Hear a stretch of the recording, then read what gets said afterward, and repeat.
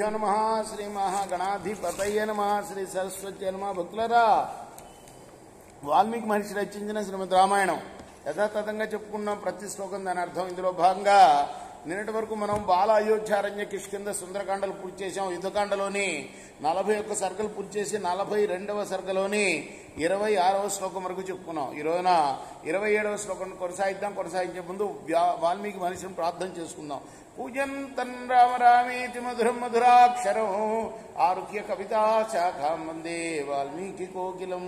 సమర్థ సద్గురు సాయినాథ్ మహారాజ్ की जय. उत्तरद्वारमागम्य रामः सौमित्रिणा सह आवृत्य बलवांस्तस्थौ सुग्रीवश्च हरीश्वरः लक्ष्मण सहिతుడైన రాముడు వానర నాయకుడైన సుగ్రీవుడు వీళ్ళు ఉత్తర ద్వారం దగ్గర చేరి దాన్ని అడ్డగించి నిలబడ్డారు. లంకను ముట్టడించడం అంటే డైరెక్ట్ యుద్ధం కాకుండా ఎక్కడెక్కడ ద్వారాలు ఉన్నాయో అక్కడక్కడ కాపులా ఉండి బయటికి రానివ్వకుండా వచ్చిన వాళ్ళని వచ్చినట్టు చంపేయటం అనమాట. ఆ విధమైన వ్యూహం పొందాడు రాముడు. వృక్షాణం భీమకోపానాం ధూమ్ర శత్రు నిబర్హణ మృత కోట్యా మహావీర్యస్థస్థౌ రామస్య పార్శ్వతః. ధూమ్రుడు భయంకరమైన కోపం గల కోటి భల్లూకాలతో రాముడి పక్కనే నిలబడ్డాడు. సన్నద్ధస్తు మహావీర్యో గదా పాణిర్విభీషణ వృతో యత్రైస్త సచివైస్తస్థౌ యత్ర మహాబలః. ఇక మహావీరుడైన విభీషణుడు గదను తన హస్తంలో ధరించి యుద్ధ సన్నద్ధుడై మంత్రులతో కూడి రాముడు ఉన్న ప్రదేశంలోనే నిలబడ్డాడు. ఆయన కూడా గజో గవాక్షో గవయ శరభో గంధమాదర సమంతాత్ పరిధావంతో రరక్షుర్ హరివాహిని. గజ గవాక్ష గవయ శరభ గంధమాదనులు వీళ్ళందరూ కూడాను అన్ని వైపులా తిరుగుతూ వానర సైన్యాన్ని రక్షిస్తూ ఉన్నారు. తతః కోప పరితాత్మ రావణో రాక్షసేశ్వర నిర్యాణం సర్వసైన్యానాం ధృతమాజ్ఞాపయస్తదా. ఆ తర్వాత రాక్షసరాజైన రావణుడు కోపంతో నిండిన మనస్సుతో సర్వ సైన్యాల్ని కూడా యుద్ధం కోసం బయటికి వెళ్లాలని ఆజ్ఞాపించాడు. ఏతశ్రుత్వా తదా వాక్యం రావణస్య ముఖే రితం సా భీమ నిర్ఘోషం ఉద్ఘుష్టం రజనీచరై.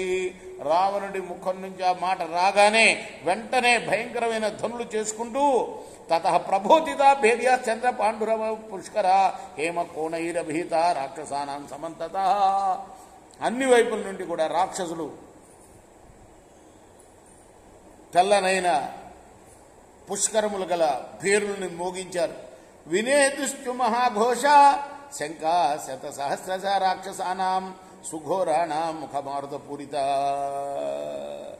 వాళ్ళ భయంకరమైన రాక్షసుల చేత పూరితములైన శంఖాలు గొప్ప ఘోషతో ధ్వని చేసినాయి. తే బభూ శుభ నీలాంగ సశంకారజనీచర విద్యున్మండల సన్నద్ధ సబలాక ఇవాంబుద. శంఖాలు చేతిలో ధరించి ఉన్న అందమైన నెల్లని శరీరాలు గల రాక్షసులు మెరుపుల మండపులచే చుట్టబడ్డ కొంగలతో కూడిన మేఘాల్లాగా కనబడ్డారు. నిష్పతంతి తత సైన్య హృష్ట రావణ చోదిత సమయే పూర్వమానస్య వేగ ఇవ మహోదతే. అప్పుడు రావణుడి చేత ప్రేరేపింపబడిన సైనికులు సంతోషంతో ప్రళయకాలంలో ఉన్న సముద్రంలాగా సముద్రపు జలప్రవాహాల్లాగా బయలుదేరారు. తతో వానర సైన్యేన ముక్తో నాద సమంతత మలయ పూరితో ఈయన ససానుప్రస్థకందర. ఆ తర్వాత వానర సైన్యం అన్ని ప్రదేశములందు చేసిన ధ్వని చర్యలతోటి విశాల శిలలతోటి గుహలతోటి కూడిన మలయ పర్వతాన్ని నింపివేసింది. శంఖ దుందుభి నిర్ఘోషా సింహనాథస్తరస్విన పృథివీంచ అంతరిక్షంచ సాగరం చాభ్యనాదయన్.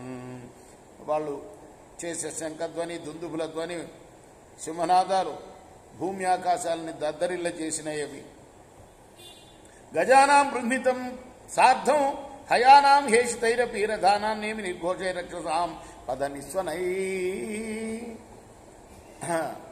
ఏనుగుల ఘీంకారాలతో గుర్రాల సకిలింపులతో రథచక్ర ధ్వనులతో రాక్షసుల పాదధ్వనులతో కలిసి భూమి ఆకాశాలంతా కూడా ధ్వని వ్యాపించింది. అక్కడ ఏతస్మిన్నంతరే ఘోరా సంగ్రామం సంపద్యత రాక్షసాం వనరాణాంచ యథా దేవాసురేపుర.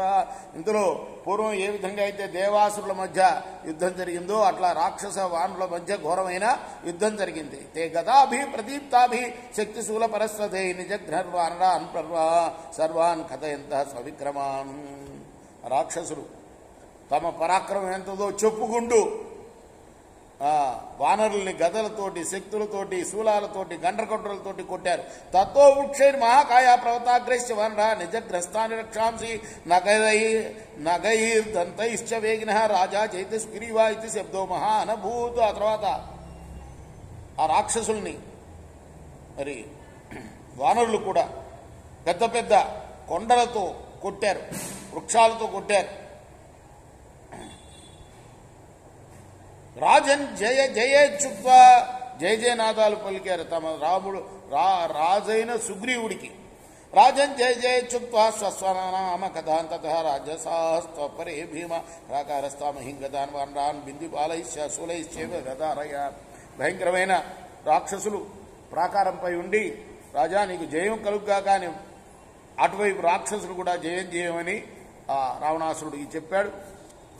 ఎదురుగుండా ప్రాకారం ఎదురుగుండా ద్వారాల దగ్గర నిలబడ్డ వానరుల పైన వానరుల్ని తమ శూలాలతో చీల్చివేశారు.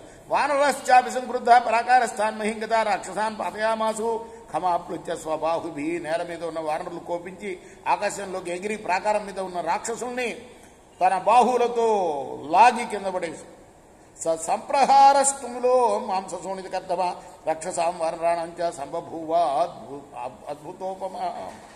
వాళ్ళ ఇద్దరి మధ్య రాక్షసుల వానరుల మధ్య జరిగిన యుద్ధంలో మాంసం రక్తం ఏరులై పారింది.